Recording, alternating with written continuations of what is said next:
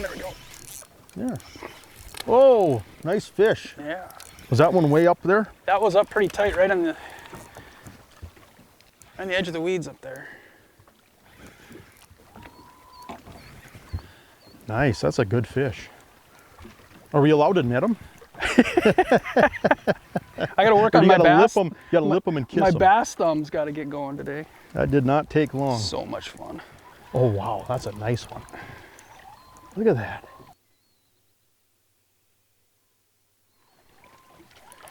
It's not ready to be done yet. Oh. Here we go. Nice. That's a good one right there.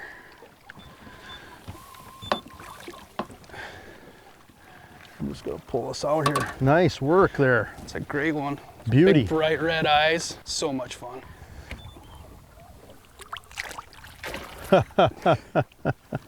Fun stuff. So much fun. Yeah. Just balls of fire.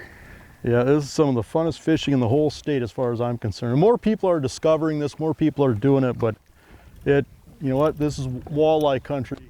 These fish fly under the radar. I mean, it's good fishing. Now, Lake Audubon is created by the Garrison Dam in the sense that you got Lake Sakakawea, like you got all this water backed up behind the Garrison Dam, and then east of Highway 83 is Lake Audubon. Now, what makes Lake Audubon somewhat unique is that the water doesn't fluctuate as much as what you'd see on Lake Sakakawea, in the sense that, you know, the water's up and down. It could go up or down 30 feet or more. They'll draw this lake down in the fall and then fill it back up in the spring, but it's very controlled with the pumps. And so every summer, every year, the lake is at the same level, and so there's a lot more consistency. And then it's got a phenomenal walleye population. I mean, you can just come out here and target walleyes, and there's some really nice walleyes. I mean, you just go on the outside of these weed lines and just run bottom bouncers and spinners or live bait rigs. You can pitch jigs, but there's so much structure to fish, and that's kind of the rule of thumb, is if you go up on top of the structure, less than 5 feet of water up on these rocks, you're going to find smallmouth. If you slide off the edge, off the outside edge of the weed line, you're going to find walleyes. But Lake Audubon is just a jewel. The biggest thing that I like about smallmouth bass is I think it's how fishing should be. It's, you know, it's action. You're constantly doing something. I mean, and it's just a fish that, you know, they're pretty honest. You put it in the right place or where they should live, and they're going to eat it. So, and they fight like crazy. They don't seem to give up, and for the most part, you can usually find some fish no matter what the conditions are, or what the day brings. There's usually some fish to be caught, and you can fish them any way. You can fish smallmouths. You know, you can pitch jigs. You can throw crankbaits. You know, any way you like to catch fish, you can fish a smallmouth pretty much any time of the year here on Lake Audubon.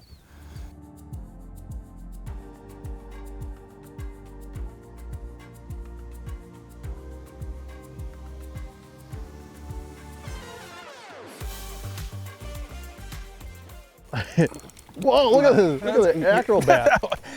It's a gymnast. A gymnast, yeah. That's a good way.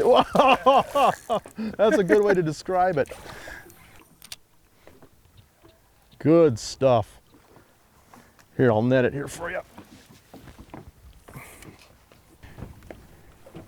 Yeah, that's a nice fish. They are so strong. They are. Wow, that's a nice fish. Come here. Oh, yeah. Lake Audubon is probably the one most underutilized resource that we have. I mean, it's literally a world-class smallmouth fishery, and you're just so close to Lake Sakakawea, and everybody knows how great of a fishery Lake Sakakawea is, but you just wander just a little bit far east and you can find it's such a different fishery than Sakakawea is. You'll find that there's, I mean, just countless places to fish. You can just kind of pick one shoreline, pick one island, pick one point, and just kind of go and start fishing it there. I think that's a great part about the lake, is that, you know, you can just visually look, find an island and fish it. You know, you can come down here on a world-class fishery like this and see a handful of boats in a day on a beautiful Saturday, and catch as many fish as you want. Catch as many smallmouth until your arm gets tired. You know, early on in the year, before these fish move up on their beds, we'll throw a lot of square bills, we'll throw crankbaits, we'll throw jerk baits, and some jigs and plastics and hair jigs. And then it seems like as the summer progresses, these fish will stay shallow for, I don't know, maybe first part of July, but then you'll start to see a lot of fish slide out deeper on the outside edge of the weed line and some deeper rocks. So overall, you know, you can't go wrong with hair jigs, you can't go wrong with marabou jigs, especially early in the year when these fish are shallow, because that marabou just floats and it just slides and glides. It's so tantalizing. When you find smallmouths in less than 4 feet of water, I mean, I don't know if there's anything more seductive than a marabou jig. But you can also use Ned rigs, you can use shaky heads, you can use jigs and plastics. There's a lot of different things that work. You can cast crankbaits. When these fish start relating to the pondweed, you can throw spinner baits. You can throw topwaters at times. You know, basically any way that you like to catch smallmouths, realistically, you know, you can come down here and do it.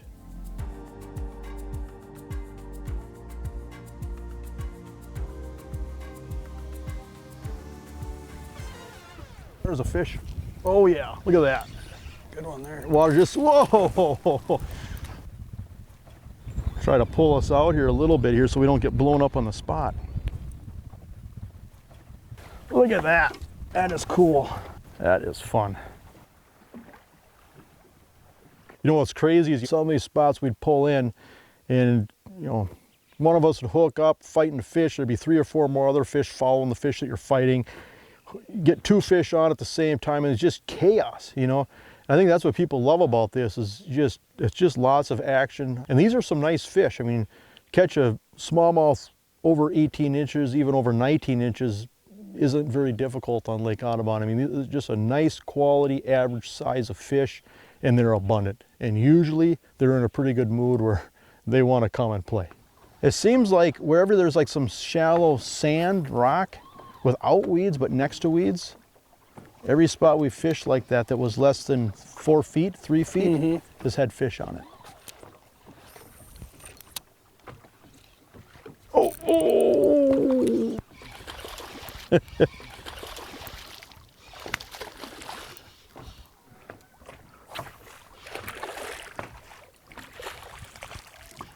Love it. I'm just gonna hit spot lock here so I can deal with this fish. Come here, girl.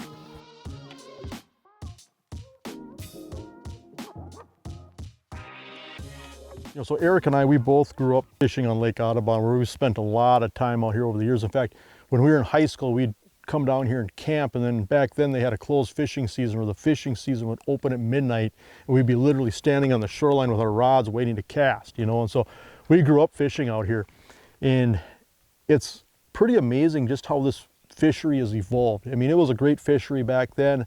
In a lot of ways, I think it's even better now, in the sense that back then there was a lot of walleyes, but there was a lot of small walleyes. It was a place where you would come to catch eater fish that were, say, 13 to 16, 17 inches.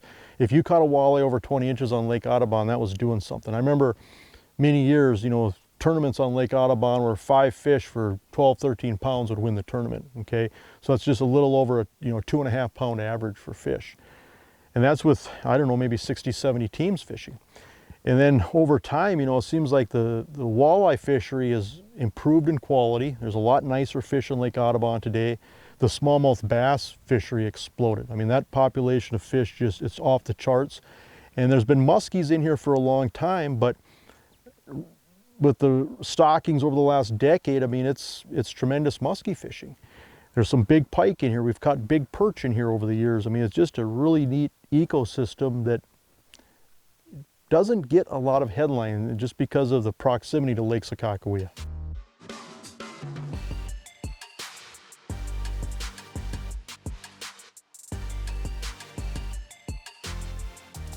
Audubon's full of sunken islands and rock bars and things, so if you can just find that rock and then I kind of just work off of that. Sometimes these fish, you can always catch these fish out deep. They're more fun to catch up shallow, so I'll usually start at the rocks, find where the weeds and the rocks mix, and just kind of work those places. And like I said, you know, you don't need electronics, you don't need a lot of things. You just go out there, look, find those spots visually, and we just cast to them and just kind of work spot to spot. Oh, that was a cool eat. Oh, did you see that?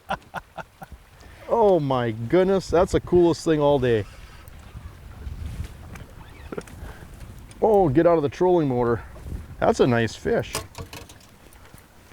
Coming to the other side. That's a good fish, you know what? Come on up here. Oh, thank you. That is a beauty, huh? That is a great fish, especially the way he ate it. Yeah, that made my day. Good stuff, and we'll show you here. I mean, this is deadly. This is just a Marabou jig. You know, we're fishing shallow water and just slowly work it. You can swim it, you can twitch it. I don't know if there's too many ways that you can fish this wrong, but it just pulsates through the water, and especially when this water gets clear. Marabou is deadly on smallmouth bass. I mean, if there's one presentation I feel like you have to have in the boat, especially this time of year, you've got to have Marabou jigs. The great thing about Lake Audubon too is it's what I call an anytime fishery. We get a lot of wind here in North Dakota. There's so many accesses in different parts of the lake, and different boat ramps, and different places that you could put a boat in those big blow days where a lot of times where you may not be able to get out on Skakawea, or you may not want to fight the waves on Skakawea. Audubon's a great place to come. There's always usually a boat ramp that you can get out of the wind, can load and unload safely. And also there's just places where you can kind of tuck in out of the wind. There's enough islands and bays and coves that you can get out of the wind, you can fish comfortably all day long, you can put a long day in, and not have to deal with a lot of that big weather that we can get here, those big blow days. There. Oh, what do you got? What do you got? Oh, that's a big one. Little, Look at that fish fight. Ships. Oh. Oh, there's another one with it. There's another one with it. Do I dare cast and try to catch it, or do I? Oh yeah, there he is, just chasing right with him. Yeah. He likes what he has in his mouth. You know what? I'll net your fish because I'm a good friend. But whoa, that's a nice fish. That's a nice one. That is a chunk. There you Thank go. you, sir. Oh, even better. Look at that fat this thing is. These fish are just impressive. A belly on that guy. Just a beautiful fat Audubon smallie. Yeah. Let's do that again. Yeah. Impressive.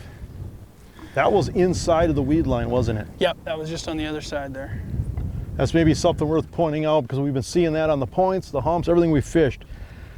You get, say, 5, 6 to 10 feet of water, there's this cabbage that comes up, and a lot of times these fish will be inside of the cabbage on that inside edge.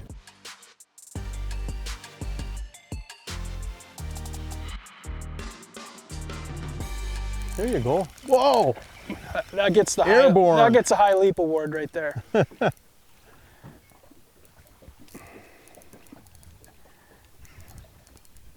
I'm still. Fish is digging on you, isn't it? Yeah, it is. He wants to make a home down in those weeds, but I got to keep him out of there. Get out of your way here. Get him out of there. Oh yeah, that's a nice fish. There.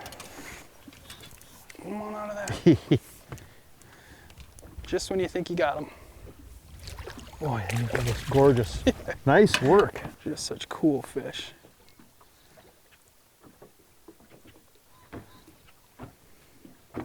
All right. We're just kind of island hopping. Basically, every spot that's looked good today, I think we've caught something. Mm-hmm. You know, some spots have been better than others, but they are where they should be. yeah. Hear the pheasants crowing in the background. Kind of a special part of the world. We used to hunt all this when we were kids. Duck hunted it and pheasant hunted. There's just a great area if you love the outdoors. It's looking fishy up here again. Yeah. What I love about smallmouth bass is just their temperament. You know, these fish are bullies. These fish will rule a rock pile, or rule a reef, and if anything comes in on that reef, those fish are just thugs. You know, I mean, they are thugs, and they'll hit a bait. Sometimes they can hit a bait really aggressively, but when you hook a smallmouth bass, you know it. I mean, they're jumping out of the water. I mean, some of the strikes are so hard, it's like they hurt your wrist, how hard these fish will hit.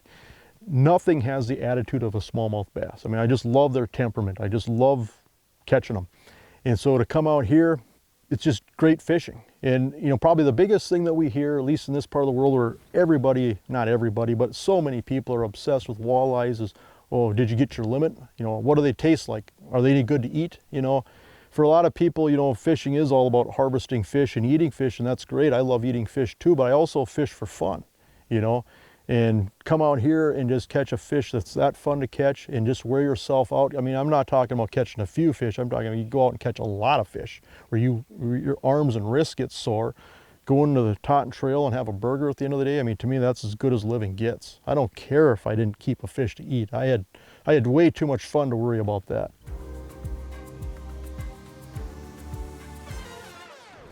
Oh, wow. Wow. That fish was up there quite a ways. Oh, nice one. This spot's had quite a few fish on it, you know what? Nice fish.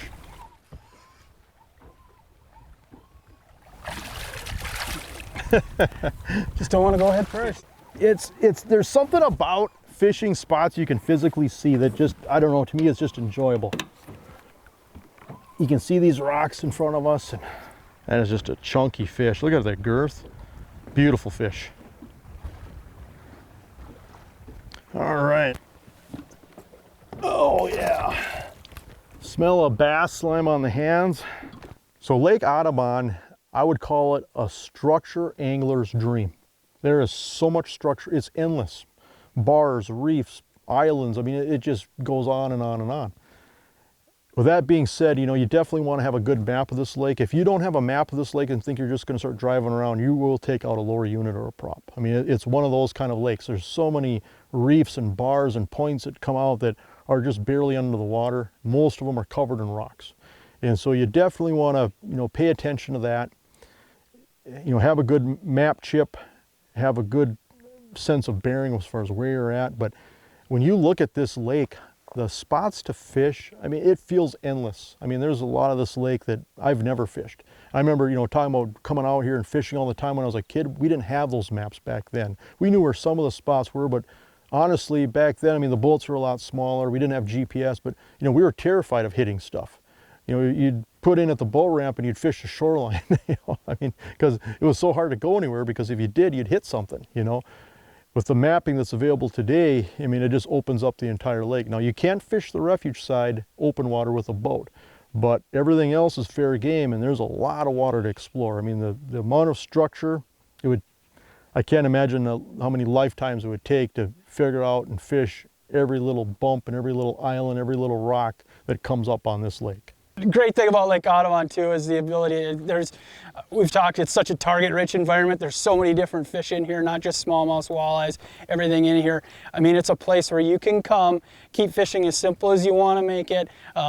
Place where you can bring, you know, the great place for kids if they just want to feel a tug of a fish at the end of the line, some smallies, some walleyes, whatever it is. You know, your brother-in-law that doesn't fish much, he's a great place to take them. You can keep it as simple as you want to here, and just basically just catch fish.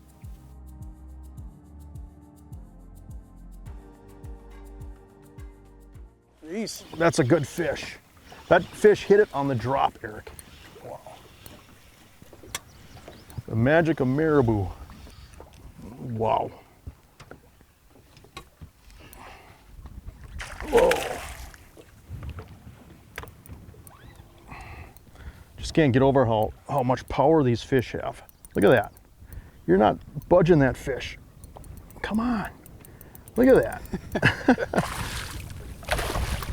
Wow. Come on up here.